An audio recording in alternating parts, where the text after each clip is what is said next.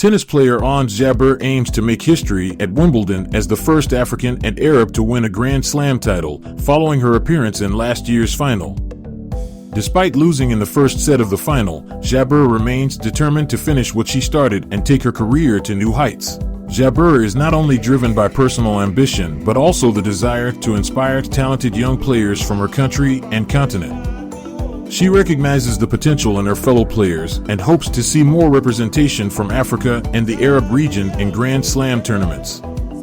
Jabeur believes in sharing her experiences and providing guidance to aspiring tennis professionals. Although Jabeur faced challenges earlier this year, including a second-round loss at Melbourne Park and injuries, she displayed promising form at Roland Garros. While falling short of the quarterfinals, Jabeur's performance has reinvigorated her determination to excel at Wimbledon. Taking each match as it comes, she remains focused and prepared for the tough competition that lies ahead.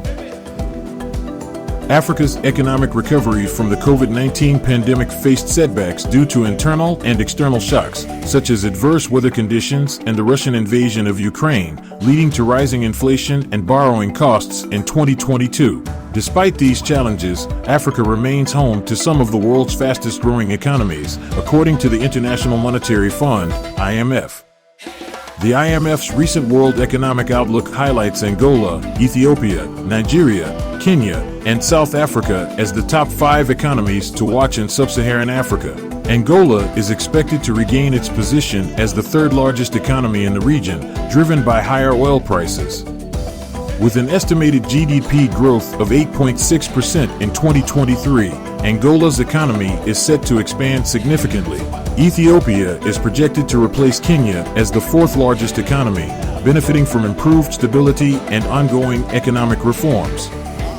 The IMF forecasts Ethiopia's GDP to reach $126.2 billion in 2023, expanding by an impressive 13.5%. Nigeria maintains its position as the largest economy in sub-Saharan Africa, with an expected GDP of $574 billion this year. Meanwhile, South Africa remains the 2nd largest economy in the region, with a projected GDP of $422 billion.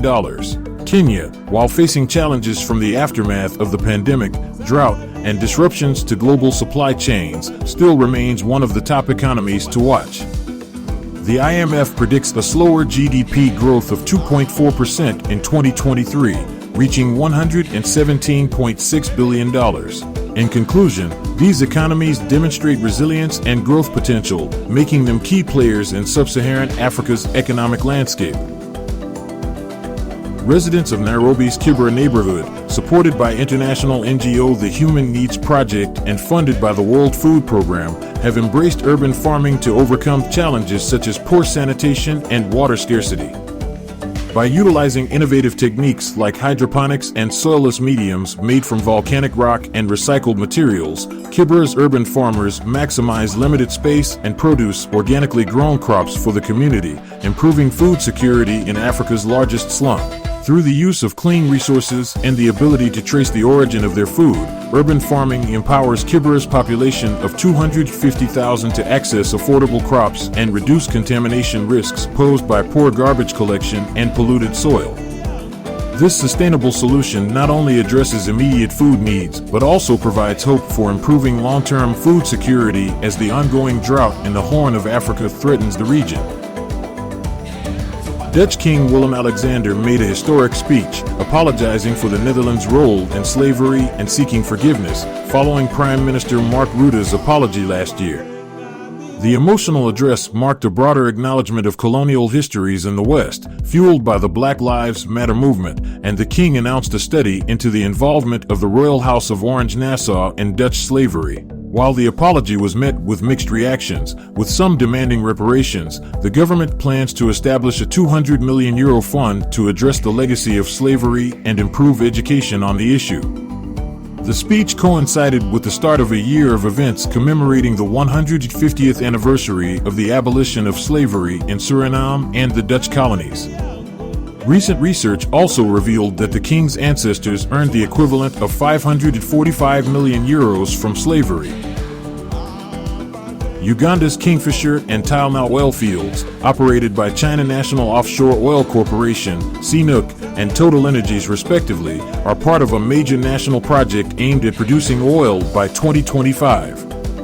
With estimated recoverable oil reserves of 1.4 billion barrels, the project faces concerns over environmental risks, particularly related to the construction of the world's longest heated oil pipeline, the East African Crude Oil Pipeline, EACOP, which traverses sensitive ecosystems and passes through protected areas. While the Petroleum Authority of Uganda claims to have addressed environmental concerns, including waste management, activists argue that the project threatens ecosystems and communities' land and food rights. Legal cases, including a recent one filed against Total Energies in French courts, allege violations of France's duty of vigilance law and seek compensation for the company's actions over 6 years. South Africa's electricity minister, Kosientso Ramokgopa, expressed optimism on Sunday, stating that the country could soon put an end to daily power cuts. While declining to provide a specific date, he mentioned that South Africa was starting to meet the demand and could potentially have uninterrupted power supply for a full day. This year, South Africa is experiencing the highest number of blackout days in its history, with power cuts lasting up to nearly 10 hours per day. The frequent load shedding has had a significant impact on businesses and households, compounding the economic struggles of high inflation and interest rates. The power cuts are predicted to reduce the country's GDP by 2 percentage points in 2023. While recent weeks have seen some relief from power cuts, concerns arise as South Africa enters its coldest months in July and August, as higher heating demands could potentially strain the electricity supply. However, Minister Ramokgopa believes that with the onset of warmer summer conditions, electricity generation will surpass demand, leading to a decrease in load shedding stages in the coming weeks. Senegal's President Macky Sall put an end to months of uncertainty by declaring on Monday that he will not pursue a third term in next year's elections, ensuring a smooth transition of power in the West African nation known for its democratic values. Sall's decision clears the way for open elections and dispels concerns over a potential constitutional revision to extend the traditional two-term limit. Sall, who has been in power since 2012, emphasized that Senegal is larger than any individual and expressed confidence in the country's capable leaders to continue its development. His announcement comes after recent deadly clashes between his fiercest critic, Ousmane Sonko, and security forces, which tarnished Senegal's image as a stable nation in a region often plagued by political turmoil. The political landscape in Senegal remains tense, with Sonko, a popular opposition leader, rallying his supporters against Sall's administration. 3 African migrants have been arrested in Sfax, Tunisia, following the fatal stabbing of a local man during a fight between residents and migrants from sub-Saharan Africa. The incident highlights the escalating tensions in the city, where locals have been protesting the presence of migrants, viewing them as a strain on resources and a potential threat. The incident comes after President Kais Saied accused illegal migrants of bringing violence and crime to the country, leading to a rise in racially motivated attacks against migrants and foreign students. Sfax, Tunisia's second-largest city and a departure point for migrants heading to Italy, has witnessed ongoing anti-migrant sentiment among the local population. Tunisia, grappling with an economic crisis and in talks for an International Monetary Fund bailout loan, hosts around 21,000 migrants from other parts of Africa, accounting for 0.2% of the population. The country serves as both a destination for study and a transit point for migrants seeking to reach Europe. However, amid the economic struggles, Tunisians themselves are increasingly joining the exodus. President Saied has rejected IMF conditions, referring to them as diktats from the Washington-based organization. The introduction of new 5,000 to 10,000 Burundian franc banknotes in Bujumbura has triggered mixed reactions among Burundians.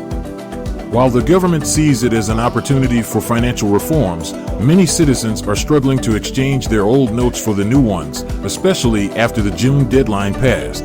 According to Faustin Ndikumana, an economist and president of the Parsum think tank, the introduction of the new currency notes aims to break the cultural conservatism of keeping wealth at home, but many Burundians are facing difficulties in trade due to a shortage of the new currency.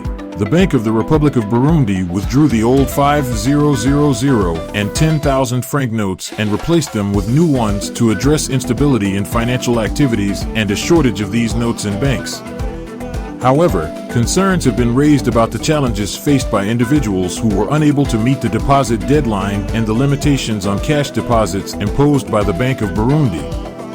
The central bank plans to deploy agents to rural areas to assist with the exchange process. South Sudanese President Salva Kiir announced on Tuesday that elections, originally postponed and now scheduled for next year, will proceed as planned, with him running for re-election. Kiir, who led the country to independence in 2011, pledged to implement the peace agreement and meet the requirements for holding the elections in December 2024. South Sudan, the world's youngest nation, has been plagued by crises since its independence, relying on a fragile government of national unity formed after a peace agreement between Kiir and Vice President Riek Machar. The country has struggled to fulfill key clauses of the agreement, including the drafting of a constitution. Observers anticipate Machar's candidacy as a historic rival to Kiir. Despite significant oil reserves, South Sudan remains one of the poorest countries globally, enduring years of conflict and suffering from floods, hunger, and political instability. A 5-year civil war claimed nearly 400,000 lives before the 2018 peace agreement.